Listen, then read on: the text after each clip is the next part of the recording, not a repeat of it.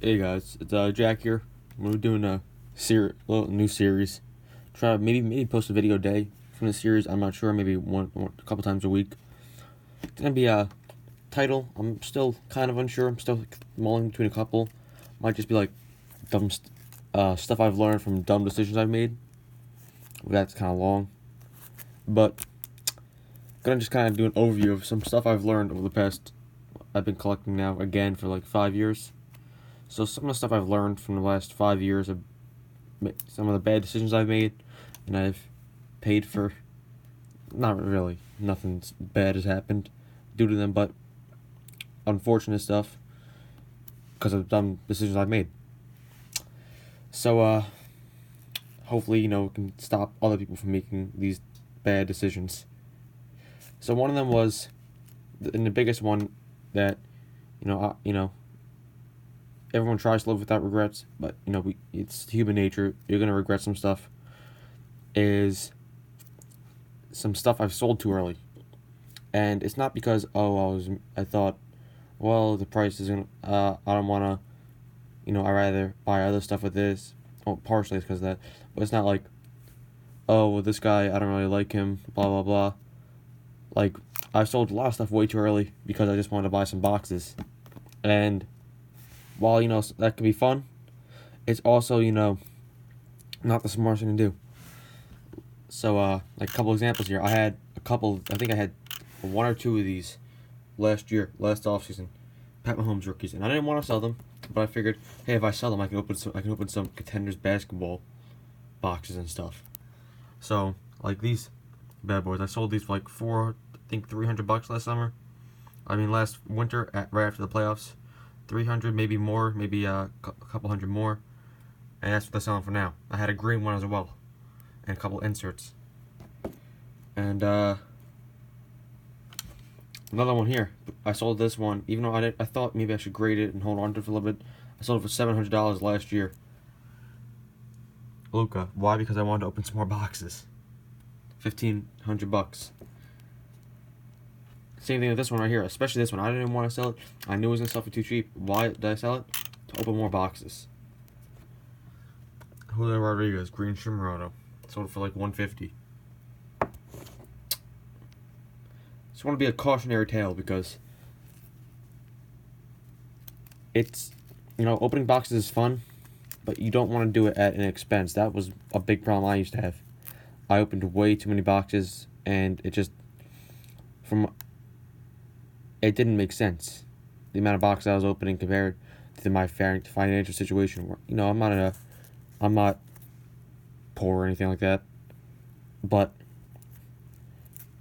losing that much money every week didn't make sense. Especially, and I pulled something good that I like to hold on to for a little bit, but I want to open boxes more, so I just sell it. That's not smart. That's impulsive, and hey, I fell prey to the enjoyment of opening boxes when I got back into collecting, for the first couple of years, and trying to move away from that, and I just want to warn people against it. Opening boxes is fun, it's fun, but me myself, a couple times I opened boxes that weren't within the means of the budget I could have spent on them, and I've had to sell some stuff that I didn't want to sell. Like I sold some of my PC cards because of it, and it was not good. And then it's made me put me in tough situations. Nothing ever too tough. I've never had to borrow money or stuff like that, but tough situations where I had to get rid of some stuff I didn't want to get rid of because I was opening boxes too much. And like sometimes, there's another thing, like, that kind of goes along with this, like, I started doing this year, I would sell, like, even, like, the small stuff to open boxes, like, more boxes, like, for whatever I can, I'm like, but, it doesn't make sense to, like, for my Prism, all the Prism I opened this year, these were, like, the low-tier base rookies I probably would have sold in a big lot on eBay, but it's like, why not hold on to them, like, here, I'll just flip them real quick, there's no big names in here, McDaniels, Windler, nothing special about these guys, but there's no point in selling them really. You know what? Because then you're just you're the opportunity cost that you're giving up doesn't make sense in terms of, might as well put these away for a little bit.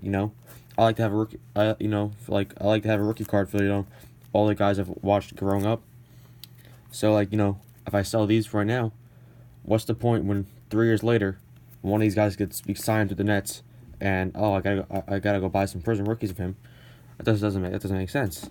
Or that some guy blows up and it's like, oh wow, I'd love to have a rookie card of him when I had 5 Prism rookies of them when they were 25 cents a piece, and now he's $15 a piece, and I have to spend that $15. You get what I mean? That's so much less a scale. Like even the color. These are all the color cards I pulled. Like Carson Edwards. Why can't he be the next Jamal Murray? Jamal Murray is not. He's a good player. He's nothing. He's not crazy. His Prism silver sell for this. Edwards sells for like $15. Murray sells for what? $45 right here. That's probably pretty low. Probably close to like $75. Raw, 52. So his market's down a little bit, but still, $15. Jamal Murray, it's not like he's a great, oh, how can he become that good? It's not that much. A piece of 9 sold for 71. So you get what I'm saying? This is what a lot of people say. Stash your rookies, stash them. But I feel like, a lot of times you hear these from the big guys. Like I see on Instagram, RBI Crew 7. But their whole income is based on that. That's their job. The selling cards. But, it's kind of just a hobby, and it's not your job. It might be hard to do that.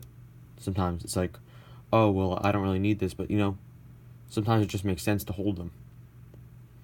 And I know what I'm saying in this video could be very obvious.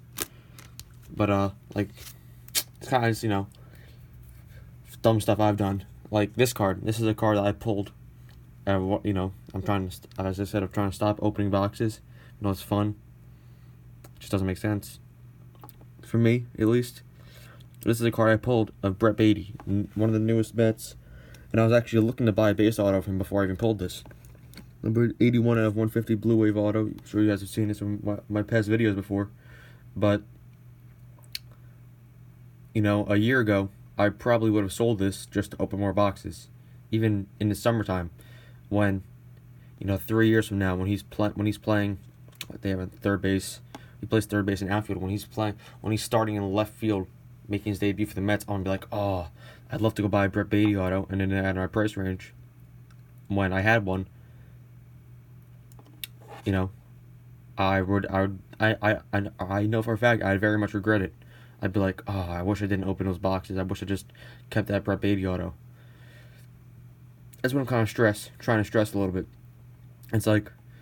It's mostly a cautionary tale against opening too much wax, and how wax is very fun to open.